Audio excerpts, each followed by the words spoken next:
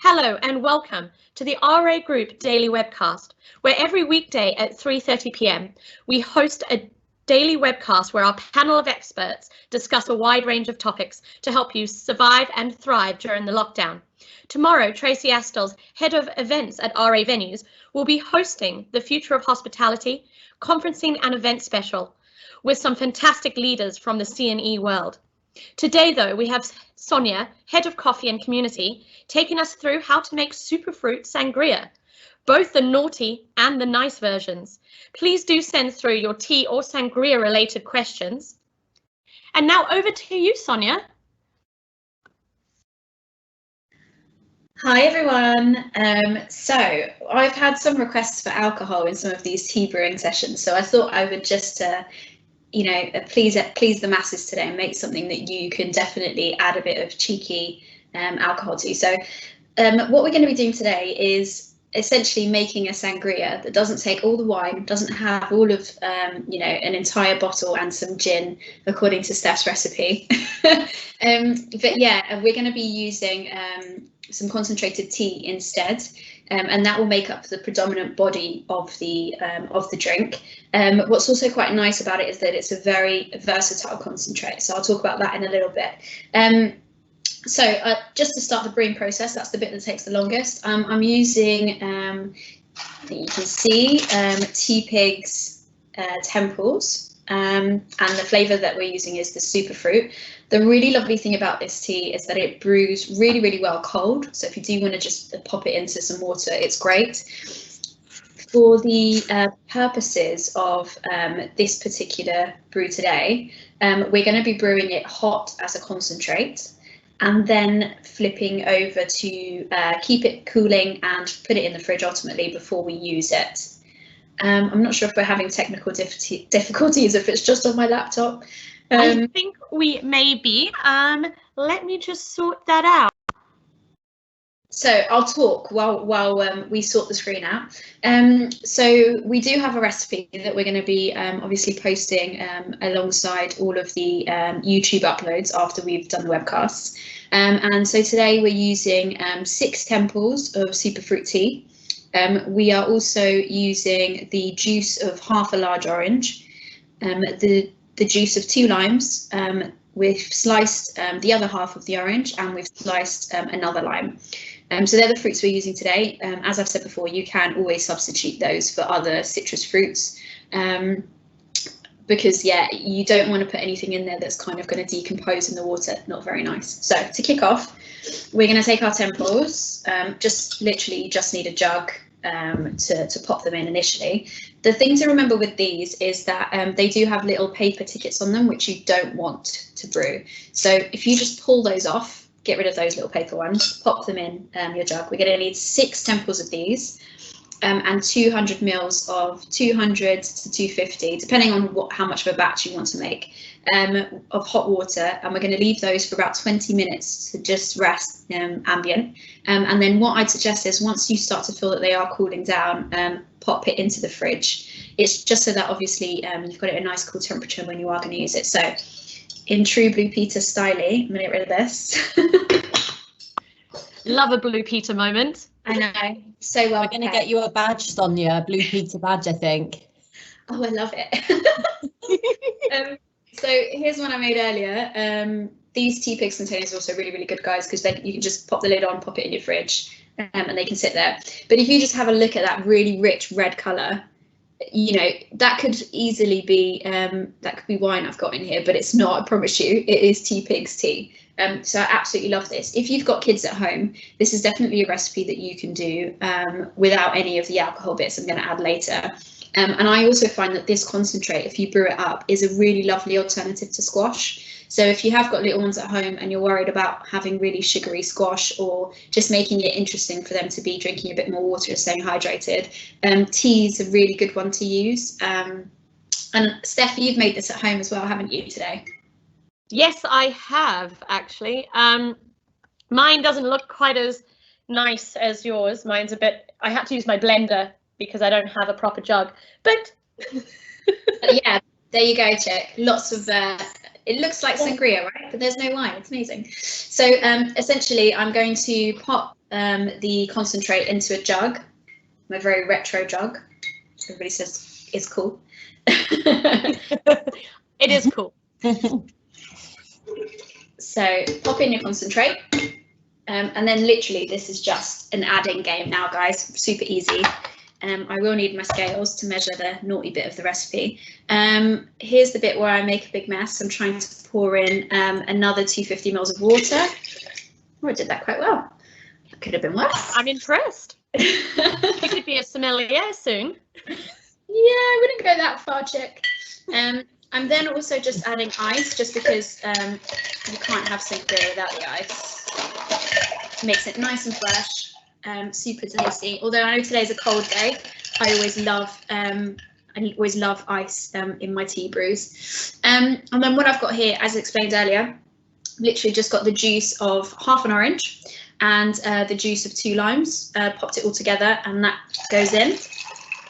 Sonia, when it comes to the tea bags, can you use loose leaf tea, or are there alternatives as well that you would recommend?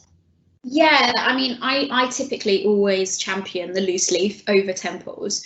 I think for this particular recipe, if you are a bit hesitant about using loose leaf, or you don't have a strainer at home, definitely start out with the temples from tea pigs in particular, because they're quite chunky inside the bag, so you get a nice surface area.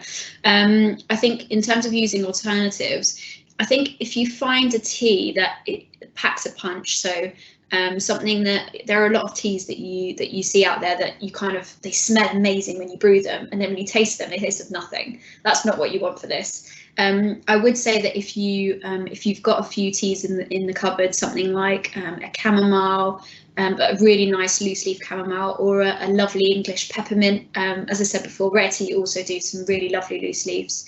Tea pigs do have a range of loose leaf as well, if you're familiar with their teas and you do like them. So yeah, you can use other ones. I'd just be really cautious of using anything that was powdered in a white tea bag, one of those generic white tea bags, because that can tend to not have any flavour at all. But you want a tea that you can Yorkshire tea's out, is it? For this, yes. I know. That's all I've got, Sonia, in my cupboards is Yorkshire tea. Of course it is.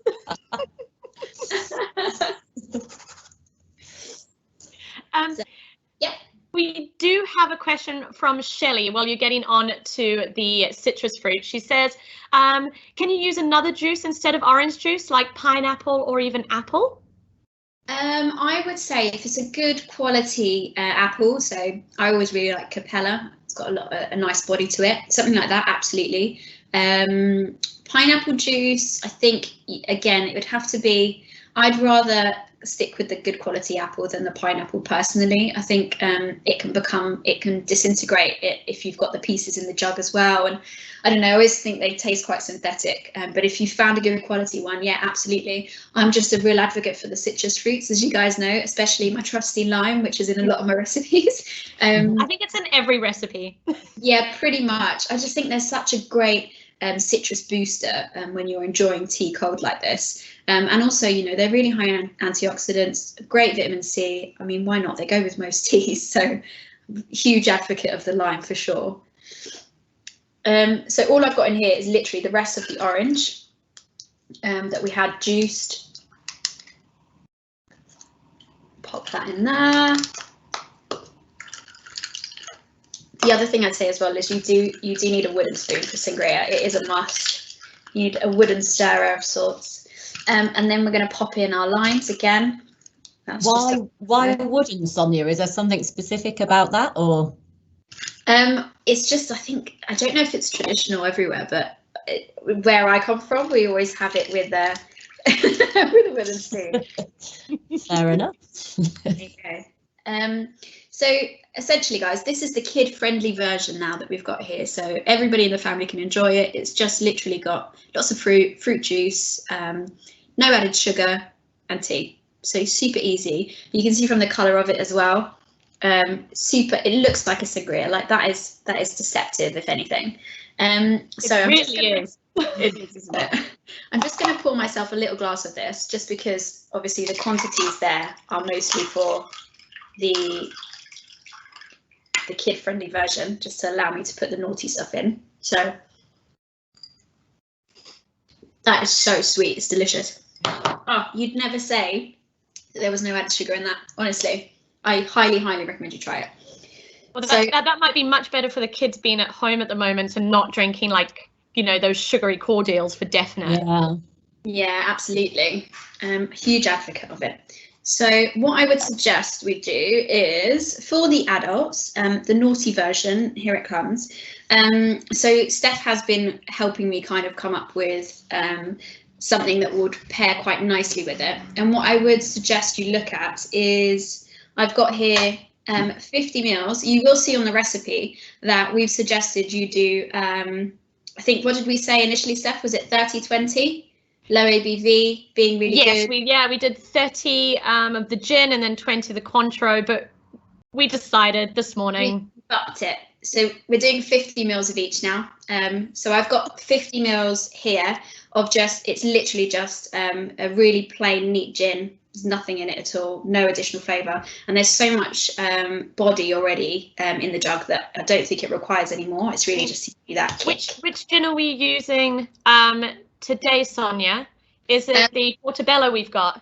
Yes. So it's literally, there you go. Oh, you are prepared, Steph. I actually grew up around Portobello, so when I saw that, me and Steph were like, you know, we've got to get it, we'll taste it. So yeah, really lovely gin, and we're going to be featuring it in a few other recipes and a few really cool webcasts that we've got up our sleeve. But the old favourite, Cointreau, love Cointreau, Cointreau tonic, bitter lime, you can't go wrong. So we're just going to add another 50 mils, and if I've measured correctly, that should work. Sonia, just while you're pouring that, if you haven't got Cointreau or gin, what other alcohols would you recommend for this kind of drink? You don't really want anything that's going to be too overpowering, because, as I said, there is quite a bit of body and fruit already in the jug. So you kind of want something that's just going to be a nice partner. I don't know if you've got any ideas, Steph, to spirits that you think would work. Yeah, so in place of the gin, because I know some people can't actually drink gin or too much of it, like myself, I would probably replace that with some vodka, because anything like tequila or flavored gins or anything, or even whiskey, it's just going to be the wrong flavor profile. So you do want something that can be quite good at taking on other flavors too. On the Cointreau side of things, now it is sort of a sweet orange flavor. Now, if you wanted that same flavor profile, but not as sweet, because it is already quite sweet, I would suggest maybe using a little bit of Campari instead, because then you've got that slight bitterness. Yeah, nice shout. That's a good shout. That's much better than what I would have come up with, Chick. That's a really good shout. We'll have to try that. I think so, yeah. Sounds good for sure. So yeah, I've just got 100 mils total here. And I think, Steph, you told me earlier that in an average cocktail, you've probably got about 60 mils of alcohol. Yeah, around about that. I mean, it's plus or minus depending on what cocktail, but in a litre jug, you know, 100 mils of alcohol is nothing. Yeah, so exactly. So to be honest, we thought we'd up it because it's still low ABV, really, and it's not very much once you add it into a jug. So I will pop this in very gracefully and try not to make a mess all over the table. As Ben has just said, don't spill the gin. Have not spilled it. It's fine. Sonia, David's asked, do the tea bags have caffeine in them? Because I guess what he might be getting at is obviously alcohol and caffeine together aren't sometimes a great mix. Absolutely. Well, the thing is, when you're talking about, I'm just giving this a stir, guys. When you're talking about infusions or herbal infusions, like the Superfruit, there's no tea in it. So the really great thing about that, there's no tea in it. There's no caffeine in it, because they are infusions, so they don't come from the tea plant, which I think I spoke about on other webcasts, but they don't come from the tea plant themselves. So they don't have caffeine in them, so they're a really lovely alternative. I think we're going to be featuring a rooibos tea in some of our following webcasts, and that's another really good non-caffeinated alternative that pairs really well with oranges. So yeah, there's a whole host of stuff that you can different types of herbal infusions that you can explore that won't have the caffeine element in them. But yeah, you're safe with this one, with the naughty tipple and the tea. I love a naughty tipple. Oh my gosh, this is so good, guys. I'm really sorry that you can't be enjoying this with me, because it just, really excited. Right, I'm going to put myself glass. Sonia, I am though. I've got mine here. So here's where I try not to make a mess. Sonia, a question's come through from Shelley, actually, which I'd like to know as well. She said she's heard of white sangria. Can you use the white-based tea for this? Oh, absolutely. I absolutely love white sangrias. Thinking about what tea you could use, we've got some really interesting recipes coming up. And I'd probably say something like a jasmine, just because typically in a white sangria, you can put things in there like, so normally you could put things in there like maybe some stronger type of berries like raspberries or blueberries. But again, it's difficult because with a white sangria like that, you don't want to brew it and then put it in the fridge and leave it, because those berries are quite delicate and they will disintegrate, which isn't great. But yeah, you can absolutely use that. I mean, I'll do some test runs and see which one's the best fit, but I'd say something like a silver needle or a really nice jasmine, as one that's quite floral, I think would work quite well. Do you have any thoughts on that, Steph, now that you're fully stocked with tea and ready to go with these cocktails we're going to I definitely think that the jasmine is a good shout. I mean, you could probably even make the cordial and maybe add a little bit of like a Grüne Veltliner to it to make it a bit more of a white sangria instead of the white spirits. That is my absolute favourite white. You know that. Absolute favourite. It is a delicious one. Yeah, it's really, really good stuff. That's a really good shout, because it is such a crisp, clean flavour that it wouldn't overpower, but actually complement any fruit that you put with it, and tea. So yeah, that's a really good shout. I'm just sipping along now, guys, because this is so tasty. James has put, he loves this idea. Thanks for sharing. What came first though, sangria or Pimm's? They both seem very similar. Oh gosh, do you know what? The thing I don't like about Pimm's is there's the cucumber that you get in them. I don't know what it is. I don't think it belongs in my drink. See, that's my favourite about Pimm's. Even in a Hendrix and tonic. Definitely belongs in a Hendrix and tonic. Yes, agreed. Maybe it's because you've never made me one, Steph. I don't know, but I'm just, I don't tend to like a cucumber in my drinks. I don't know what it is. So I always, if I had a choice, I'd always go with the sangria. I don't know which one came first. I'd have to check that out, but of the two, I definitely pick this one. Yeah, we'll find out for next time. I mean, Sonia, we might have to do a webcast on Pimm's to find that out and then deliver our findings. You can host it, chick, and put as much cucumber in it as you like. Gavin's got a really interesting question here. He says, what is your favorite tea brand that you can pick up in the supermarket? So actually, all the brands that I've shown you guys, so Rare Tea and Tea Pigs, you can pick both of those up in a lot of supermarkets. Rare Tea I've definitely seen in Waitrose. Tea Pigs I've definitely seen in Sainsbury's. So if you've got any of those near you, definitely you can get those. And they all order online. In terms of a generic brand, it's really difficult to say, because when you're working with tea that you want to brew cold, it has to have the right surface area.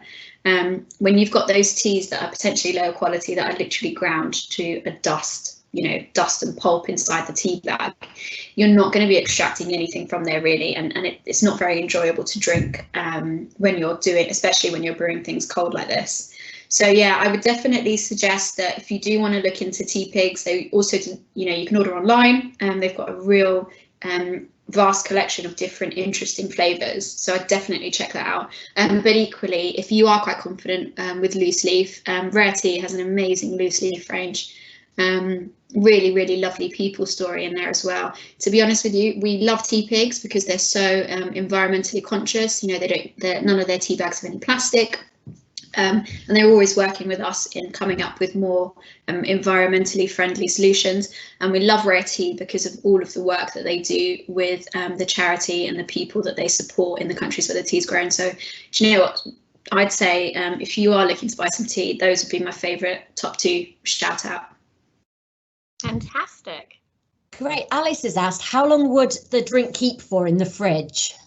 This one's probably a couple of days. I know I've said before, if you were brewing the concentrate on its own, to be honest, it's just tea and water, so it's not going to go off. As long as you remove the tea bags, it's not going to impact the flavour. It's just literally going to sit and chill.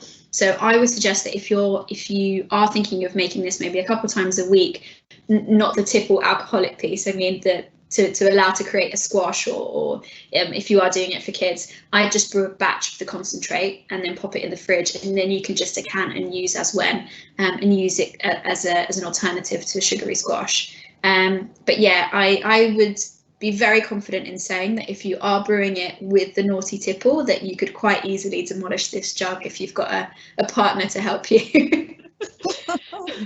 I don't know about having somebody else. I could probably give it a good go. I'm going to give it a good go today for sure. I'll let you know. Well, Sean F has actually asked Steph whether your bottle was full earlier of the gin or not. Well, I've been making some tea infusions today, so sure. Just say no comment, Steph. Just say no comment. No comment. It's a wine Wednesday. Nothing. Sonia, James has also asked, what is the glass sitting on? Is it a measuring device?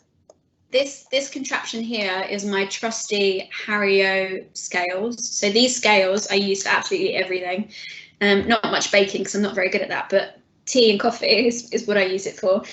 But essentially, this one's really cool because it's got a timer on it and it's got the scales piece on it. So when I'm measuring out the alcohol, I don't always measure out the alcohol, but if you are measuring out the alcohol because you're trying to be a bit more conscious around that, definitely use scales. It's super easy to use, and if you can get one that's got a timer on it, I always think that's really cool when you're doing the infusion part. So when you need to kind of infuse the concentrate hot, pop it on the scales, just whip the timer on, and then I know how many minutes it's been set out for ambient, and it just kind of helps you gauge where you're at in the process. So yeah, I definitely recommend getting a set of scales. They're super cheap. You can get them on. You don't even have to get them on a coffee website. There are a whole bunch of sites you can get them on. Amazon's probably your best bet, to be honest. And Hario, I champion Hario for a lot of the brewing kits for tea and for coffee.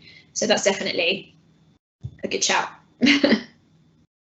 Fab. And Shelley's asked, can you use any other juice apart from orange juice, like pineapple or apple, perhaps? Yeah, I think Steph mentioned earlier, I would say definitely a good quality apple would be my preference. But I think the fun thing about sangria is that you can just add the fruits that you like within reason, as long as they are they're able to kind of keep their character in the jug. So even things like really, really crisp apples, I quite like. I really like sour apples, like, you know, the really rigid, like Granny Smith and stuff you can chop up and pop in. That's quite nice as well. But yeah, everybody likes lime, right? Lime goes with everything. Oh, yes. So, Steph, have you been making the same drink at the same time on this webcast? Yes. So I made the concentrate actually last night so it could sit in the fridge. And then I've made the rest, the nice version this afternoon, and I've just popped in the naughty stuff while we've been talking on the webcast, so I can cheers with Sonia. Cheers. Now, Gavin has asked a really cool question, which actually I've been thinking of.